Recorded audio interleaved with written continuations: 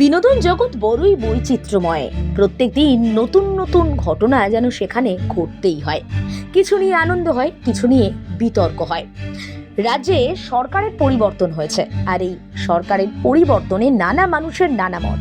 তাই যে কোনো ইভেন্ট হলেই সেলেবদের দেখা মিলতেই একটাই প্রশ্ন আসছে, নতুন সরকারের থেকে কি প্রত্যাশা, বা এই রাজ্যে পরিবর্তনকে কেমন চোখে দেখছেন তারা। ঠিক একই প্রশ্ন পৌঁছে গেল অঙ্কুশ হাজরার কাছে এবং পরিচালক অরিন্দম শীলের কাছে। নতুন সরকার আসায় ইন্ডাস্ট্রির কি পরিবর্তন দেখতে চান অঙ্কুশ? কথা বলছি, যদি মাথার মধ্যে এটা ঢুকে যায় যে একটা বছর বা 2 বছর ইনফ্যাক্ট যদি ছবি না আসে তাহলে কি হারিয়ে যাব, তাহলে কি মানুষ ভুলে যাবে, এইটার চক্করে খারাপ ছবি বানানোর থেকে বা এমন কোনো গল্প হাফহার্টেডলি বানানোর থেকে আস্তে করে রয়েস হয়ে ভালো গল্প বানানো। কারণ এখন সত্যি মানুষকে থিয়েটারে আনাটা খুব চ্যালেঞ্জিং হয়ে গেছে। এত ওটিটি প্ল্যাটফর্ম চলে এসছে, এত কিছু হয়ে গেছে, তো থিয়েটারে গিয়ে কোন সিনেমা খুব আনন্দ করে দেখবে সেটা খুব চ্যালেঞ্জিং হয়ে গেছে। তো সেই রকম গল্প বেছে আনাটাও একটু তো টাইম লাগে। আচ্ছা অঙ্কুশ স্যার, টলিউড ইন্ডাস্ট্রিতে কি পরিবর্তন চাইছো? আজকে আমার একটা খুব বক্তব্য ভালো লাগলো রূপাদির, যেটা আমি দেখলাম, খুবই ভালো লাগলো যে নাটকের মতো হবে এবং যে যার মতো বক্তব্য রাখবে, সে যে সরকারের হয়ে যেই কথা বলুক না কেন সে বলতে পারে। এটা আমার খুব ভালো লাগলো শুনে, আজকে সত্যি খুব ভালো লাগতো। আমার মনে হচ্ছে যাই চেঞ্জেস আসছে ভালো দিকেই আসছে। Let's hope for the best. আর অবভিয়াসলি ইন্ডাস্ট্রিতে এটাই আমি আগেও অনেকবার বলেছি যে যে পরিবর্তনটা আমরা চিরকাল আশা করব সেটা হচ্ছে যে আর যাই হোক, যাই নিয়ম আসুক, যেটাই আসুক, সেটা কোনো নিয়ম কোনো দিন প্রডিউসার যাতে সিনেমা না বানাতে পারে, প্রডিউসারের ওপর প্রেশার পড়লো, যে কোনো টেকনিশিয়ানদের ওপর প্রেশার পড়লো, সিনেমাটা কম্প্রোমাইজ হলো, আলটিমেটলি গিয়ে কোনো নিয়মই সেটা জাস্টিফাই করতে পারবে না। সো নিয়ম হয়তো অবভিয়াসলি কোনো না কোনো নিয়ম থাকবে, but everything has to be for the betterment of the film. Mainly producer যদি আমি বলে থাকি, কারণ প্রডিউসার বাঁচলেই আমরা সকলেই বাঁচবো। এটা যখন আমি শুধু অভিনেতা ছিলাম তখনও বিলিভ করতাম। এই রিসেন্টলি 2টো ছবি প্রডিউস করেছি বলে এখন প্রডিউসারদের মতো কথা বলছি তা না। যখন শুধু অভিনেতা ছিলাম আমি তখনও বলেছিলাম, আমি নিজেও রিয়েলাইজ করতে পারছিলাম যে আমিও কাজ তখনই পাবো যখন প্রডিউসার আমাকে ডেকে কাজ দেবে। তার জন্য প্রডিউসার বাঁচাটা খুব important.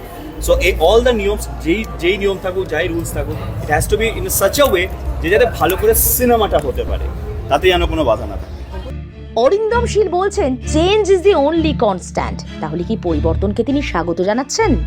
Change is the only constant, এই সব কথাটা তো আমরা ছোটবেলা থেকে শুনে এসেছি। তো সেটার সাথে সবাইকে মানিয়ে নিয়ে চলতে হবে আমাদের। দিস ইজ মানে কি বলবো, জনগণের রায়। এবং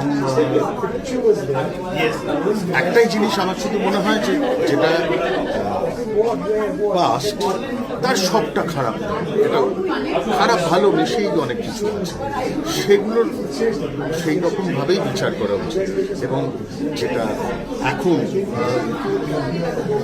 সেটাকেও খুব সদর্থকভাবে অ্যাকসেপ্ট করা উচিত। এবং প্রচুর সদর্থক কাজ হচ্ছে, যেটা খুব ভালো লাগে।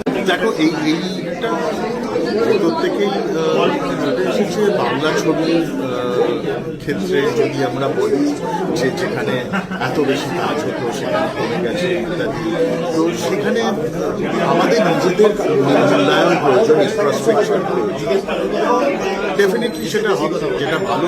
যেটা ভালো সেটাকে ভালো মানতে হবে, যেটা ভুল সেটাকে স্বীকার করতে হবে। এইভাবেই তো জীবন চলবে।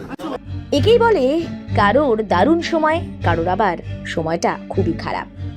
একদিকে পলিটিক্যাল পার্টি হিসেবে বিজেপি ছেড়ে তৃণমূলে যোগ দিয়েছিলেন পার্নো মিত্র, কিন্তু লাভ কিছু হয়নি। তাই এবার কানসে নীল জলরাশির মাঝে ঘুরে বেড়াচ্ছেন তিনি। একের পর এক নতুন নতুন সিরিজ আসছে, যা মন ভালো করে দেওয়ার জন্য যথেষ্ট, আবার কোনোটা নতুনভাবে চিন্তা ভাবনাও করতে শেখাবে। এর মধ্যে একটা প্রোমো এসে গেল যার নাম বন্দর। হ্যাঁ, BANDAR। মুখ্য চরিত্রে কে জানেন? জামাল কুদু অভিনেতা, মানে ববি দেওয়াল। অ্যানিমেলের পর যাকে আর সেভাবে দেখা যায়নি, কিন্তু যারা আশ্রম সিরিজ দেখেছেন তারা জানেন ববি এই ধরনের চরিত্রে কতটা দক্ষ। বন্দরে ঠিক সেরকমই একটা ঝলক পাওয়া গেল। একজনকে রেপ করার অপরাধে অভিযুক্ত ববি দেওয়াল। সত্যি কি রেপ করেছেন তিনি?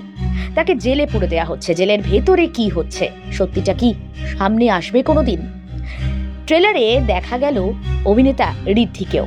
কৌশিক সেনের পুত্র ঋদ্ধিকে বাংলা ইন্ডাস্ট্রিতে দেখা যায় না, কিন্তু বন্দরে তার ঝলক মিলল। 5ই জুন এটি এয়ার হতে চলেছে। নিঃসন্দেহে একটা অন্যরকম গল্প নাকি সেই একঘেয়ে সিস্টেমের কাহিনী, সেটার উত্তর দেবে সময়। আপাতত হাতে আর সময় নেই, তাই বিনোদনের এই পর্ব আজ এখানেই শেষ হচ্ছে। দেখতে থাকুন রাতদিন.in।